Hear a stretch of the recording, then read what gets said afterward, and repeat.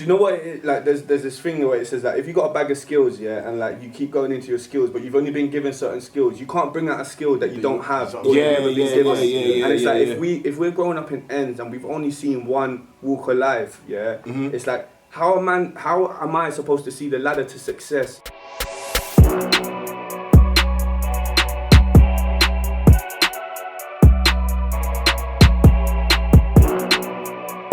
So obviously we're here with Eerf Evil. Jeez. Coming live, originally from South. Obviously he's based in the East now, and he's an up-and-coming conscious rapper. Would you want to introduce yourself to the people, like? What's going on, people? Yeah, so my name's Eerf. I'm from Croydon. I'm a youth worker as well by trade, and yeah, like the music just speaks for itself. Do you know what I mean? I try to pack lyricism with life experiences and trying to show people a different route with the music. Do you know what I mean? So we're just trying to bring a different sound to it as well, man, and just collaborate jazzy sounds, grimy sounds, hip hop sounds, but it's based around 90 BPM hip hop sounds that we're working with, man. Yeah. So yeah, man, that's where we're at. That's that original hip hop. I feel. Jeez. You have to rate it. So what, like?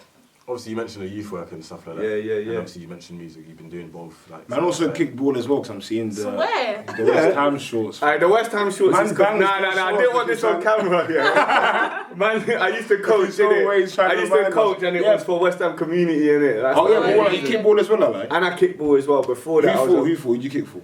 So when I was growing up, it was Sunday League. I was playing for Croydon FC, and in Croydon there was like some mad talent. Like everyone was a baller. Like every role, someone played for someone mad, innit? So like, and then our team, we just went on like a mad winning streak, and I was the captain. And then we used to have like scouts coming down time and time again. And then there was this one scout called Joe Shields, and big up Joe Shields. And he's now from then he was scouting for Crystal Palace. Now he's like the head of South England division for Man City. Like any youth coming out of South London, it was him. And me and my best friend at the time, Shelton, he took us. We was his first boy, so I think he was like 10 years older than us, and we was like about 13, 14. And long story short, he took us to every club and like bare London clubs that I was on trial for, and I didn't really get a team. So he took us outside of London. We linked up with an agent, so we got this guy called Emeka, who APG Emeka, innit? And his younger brother, like Emeka's like my bro, man. That's family. This world is too small, but my little brother might do smoke with Emeka now. I say no more. Then we know a few similar heads. Do you know what I mean? I almost went down that route, innit? So that's why I went into coaching and stuff, because Emeka took us up to play all these academies across the UK, and we played Stoke City, and I was, Young Philly. So me and Young Philly was playing at the same time, and then flipping Stoke was like, look, I want them two boys, innit? So then ended up playing for Stoke City for 2 years. That was a centre back. Like, I just wanted to challenge, man, and just pass it out. You know what I mean? I wasn't flashy or nothing. I just got the job done. So that was sick. But then like it's the same story everywhere. Do you know what I mean? You pick up an injury, you go this, you get that. I didn't get the contract that I wanted. I went to a few other clubs, nothing really worked out, so then I ended up flipping, and then I broke my leg, innit, and at the same time I was like fucking with mopeds, so like when I was doing up one moped and it had one brake, innit, and I was a bit raggo at the time, innit, and like I ended up crashing and breaking my arm, so I was out for like, after my leg and my arm, I was out for 12 months, innit, and everyone knows how the story goes, it just happens like that, and then you fall out of love with something and you find love again, do you know what I mean? So this is how life goes. Can I just say, he's the most, like, I've never known someone to have lived so many different lives, fam. It's disgusting, like, this don has so many stories about so many different life paths. It's mad. It's mad. Obviously that happened, but when was it? Did you clock that? Yeah, I want to do music, and since like how long have you been doing it for? But I didn't want to do music. Do you know what I mean? Like my older brother. So like when we was growing up, my brother was like a shotter, innit? Do you know what I mean? And, like, he was like, yo, you do your thing, and that's why I focused on the football. It was almost like that negative reinforcer. Like if I touched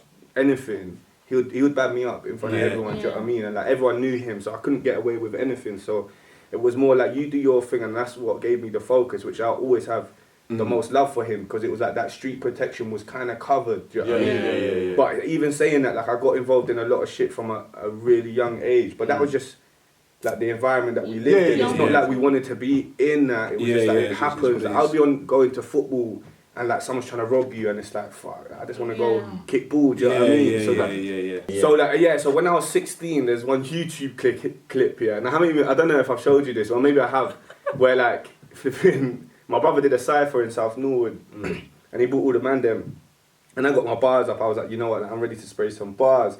And back then, like, everyone was rapping, do you know what I mean? So it was just like everyone had a 16 or an 8.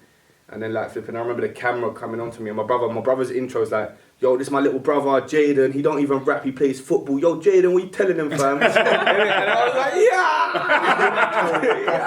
yeah! And then like I spat my first 16, and that was the first bars I ever wrote. And like, the reception that we got, it was just like, it was real and it was authentic. And I was like, you know what, like, let me just keep writing here and there. So I always kept writing, but I was more at conflict with myself, do you know what I mean? I wasn't at peace with what I was writing. Like, I was going to church, I was still doing little things on the road.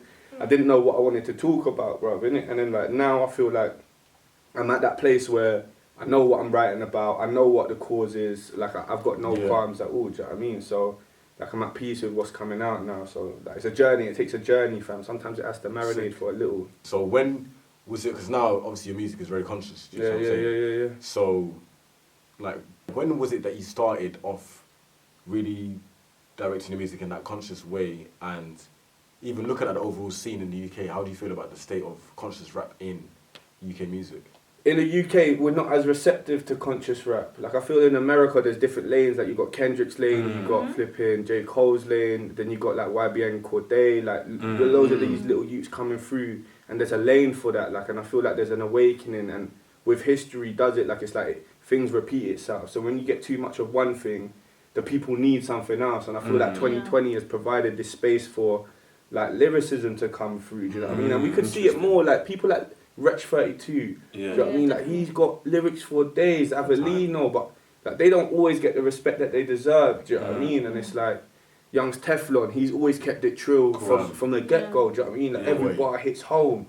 And I don't know if you know, there was a rapper called Paige. Like he was part of Cream Cartel. He used to rap with like Dubs and all them, man. Like way back from Fulton Heath. And he was like probably one of the biggest influencers in my music career, because like growing up you would see him walking on the street, number one. Number two, what he was talking about vulnerability and stuff, but in the rawest way, do you know what I mean? Like in a way where like I'm like, yo, that hits if he talks about like his brethren Jordan who passed away and sitting at his grave, do you know what I mean? And then him having conflict with his own mindset about doing dirt on road, but like I'm digging my own grave, do you know what I mean? And it's like, yo, how he sprayed bars, it was like, yo, I want to do what he's doing. Do you know what I mean? I want to spread a message where, like, it's not glamorizing one thing, but it's not judging the next thing. Do you know what I mean? Like, I'm in no place to judge. Do you know what I mean? And I felt like for a long time, especially like, even like going to church, it was like I felt like my music was a bit judgy or like a bit, I don't know, it didn't represent me fully, because I wasn't this whole person. Like I was a broken youth trying to make a change or trying to just see some.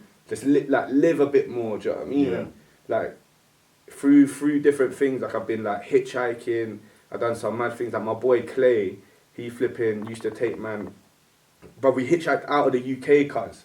Like we went to Kent and we was putting our thumbs out. I ain't never heard no black youths doing that, fam. What? 2 black brothers hitchhiking out the UK, and like it's like, because I've always been kind of like people know me, they know like I'm always like I'm down for anything, do you know what I mean? Like whatever it is, I'm down for. So when he showed me this, I'm like, you know what, that sounds a bit mad. And then we ended up getting to Brussels, cuz, do you know what I mean?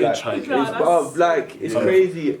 And that wasn't the first time we done it. We done it a few times, and it was just like, yo, you got to see the world in a different way. And I didn't know no one from Croydon doing that. Like it was like a whole new thing to me. So I was going out seeing all these experiences, and I was like, yo, I want to rap about that. Like I want the next man to hear my thing and say, I want to do something different. Not I want to bust down, I want like the big whip. I don't even drive. Like I used to drive when I was 17, 18. And it was like, bruv, I ripped off my cars and I was like, oh, you know what? I've done it all, driven, peds, everything, like mini motors, and it's like, it's fun, but like it wasn't like, I was like, you know what? It wasn't meaningful. So the question was like, how did you get into the charity work and the mentorship? Was it, you know, you mentioned how when you were making your music very early on, but you were going to church, you felt it was a bit judgy and it wasn't really representing you. Was that your way into, was the charity work and the mentorship, did that help you really find yourself? So there was like, so when everything was always going at the same, so I'll be doing stuff like during the week, and then on the weekend trying to find a different alternative. I was always questioning like, what's the plan for me, do you know what I mean? I needed something to, like a bit of purpose. And like I remember, so there was a charity called Reaching Higher, and they gave me my first job when I was 16, 17 as like a youth mentor, and like I've been with them for years. Do you know what I mean? I started out in their church, and then they created a charity, and then like I was getting £50 a day throughout the summer, bruv, and it was like, yo, I'm making more money than everyone I know. Do you know what I mean? Like £50 a day, yo, it's lit, fam. Like, so then it was like, and then like I found out that I had this like I was good at making relationships with people, and especially younger people. And I remember these two youths that was doing a swing, like it was a swingers, like they was having a swingers on the youth project. You know what I mean? That would take them, and it was like they was like, yo, Jaden, can you come and sort it out? Do you know what I mean? And like I remember like chatting to both of them, and they was like my little bros, innit? And even now, like I bump into them, and it was like, yo, like I don't want to see man them like beefing. Do you know what I mean? I want to see it like love and unity. I was like, do you know what? Like if anything, man's gonna give my life to this cause. Do you know what I mean? I want to be that youth that I never had growing up, innit? And it kind of interconnected with what my brother was doing. So like even though we was on one thing, like we was, and I have to say we was like, my dad's a pastor. Do you know what I mean? We was raised in a church in Brixton, and like we know what it's like to like words are power. Do you know what I mean? Everything coming out your mouth, what's going into your mind, like it's powerful. So everything we ever said, we never glamorized anything we've ever done. Do you know what I mean? And like it's like we always stand for what we believe is true. So it's like, do you know what? Let's try and do more. So like even the ciphers and everything, we was always doing more things for our community. And it's just like, bruv, like this is what I want to do for life. So then from that, it just trickled into more things. Like, and I just managed to have loads of experience in youth work. So I just kept doing that route. And I remember like I was working on a full-time job in like a care home when I was 18, innit? I didn't want to go university or nothing. I didn't think it was for me.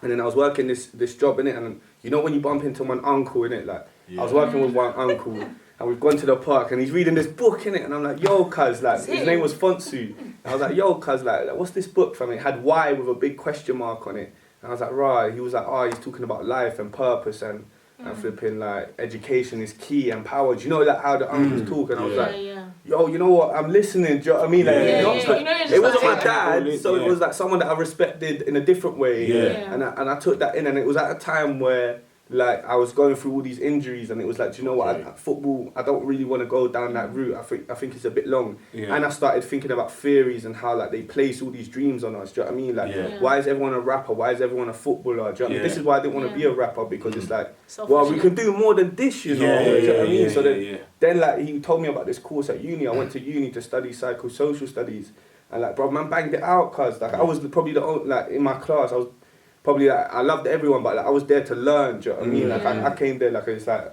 there's more on the line for this. Do you know what I mean? And I can't even lie, I wasn't an academic youth, but I came out with the highest grade of the whole year group. Like, six. See what's magic to quickly interject here. I feel like obviously, cause we're all young black people, you're like, we're aware it's possible to live all these different lives at once. Like it's possible to be on the roads while being a pastor's child, while playing football, whilst doing this, you feel me? But I feel like, especially with the communities that we've grown up in, like the media has a way of like demonizing kids that are on the road as if like they want to be criminals. And it's like, you lot don't even know the lives these young kids are living. Like they're doing so much positive, and they're doing this just because they feel like it's the only thing they can do to get some money in. But that thing, like that doesn't define them as a person. Do you feel me? And I feel like the media has a way of literally being like, you sell drugs, or like you do X, so you're a bad person. Do you know what? Number one, like you don't even have a clue what this shit is going through. You don't know what he's like. Do you feel me? Like I'm like, he could be doing that to feed his mum who's got like 4 kids at home, and he's the oldest. Do you know what? Like, there's this thing where it says that if you got a bag of skills, and like you keep going into your skills, but you've only been given certain skills, you can't bring out a skill that you don't have. And it's like if we're growing up in ends and we've only seen one walk of life, it's like, how am I supposed to see the ladder to success in a different way if no one's ever shown me it? And this is what's different with man in ends and man that has had like that input from like their parents or their uncles or their family. Like if I know I'm growing up in an area where all the elders around me that show me love, it's not because remember it's not always a grooming thing. Of course, but like man, them have shown me love, and like yo, like even my brother who I love the most, like showing me not to do certain things, but like I've seen the only way he's making money is this and this. And everyone around us is making money. That. I want to make money, fam. So as a conscious rapper, has all the stuff, especially pertaining to the Black Lives Matter movement, has that putting you in like a mad inspirational headspace, or has it putting you in more like a dark, dampened spirit type of headspace. Like, how has that affected you as a conscious rapper? Like because the conversations that we're having, especially in work environments and in the community, this is a constant for us. Do you know what I mean? Like, going to marches, talking about certain topics. Like sometimes it's only like I see it on my feed.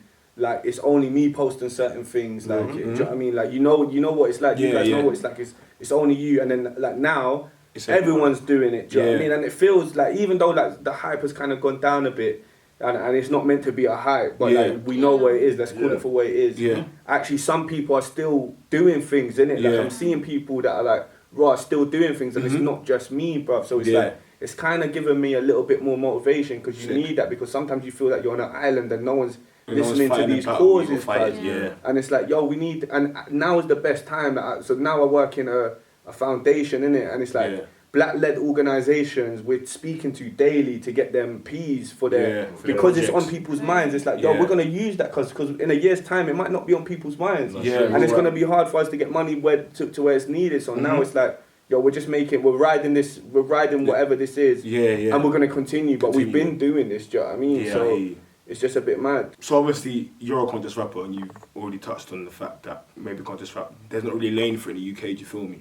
Do you think more musicians and rappers especially needs to be more intentional about the messages they're putting into their music? Always. Like, and even calling it conscious rap sounds off-putting. Even calling it conscious rap puts you in a box where it's like, right, I can't listen to that. Do you know what I mean? We try to create a vibe out of it as well. 100. Someone like a Carla, like I love him to bits. Do you know what I mean? Don't get it twisted. I rate him highly. I listen to his music. I'll go to any of his talks or shows.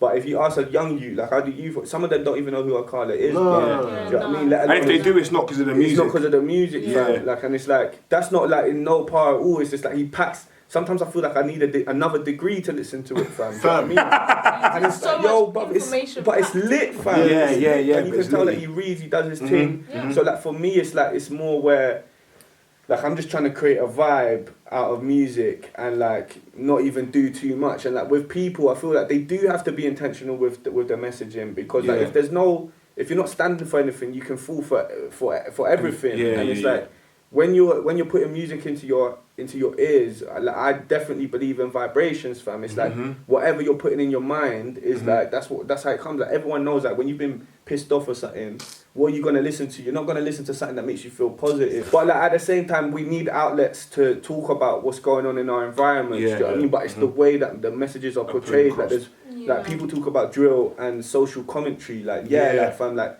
we need people to comment on what's going on and their experiences. But there's a difference between past, present and future. Like if you're talking about the past, you're talking about the present, cool. When you talk about the future, there's a different intention with that. And like for me, I feel like some people are glamorizing certain things. And it's like they're talking about what they're about to do, but not just about what's going on in the past. So it's like you're either reminiscing or you're talking about what you're gonna do, because like which is it? And I feel like that's the conflict that the scene hasn't addressed yet.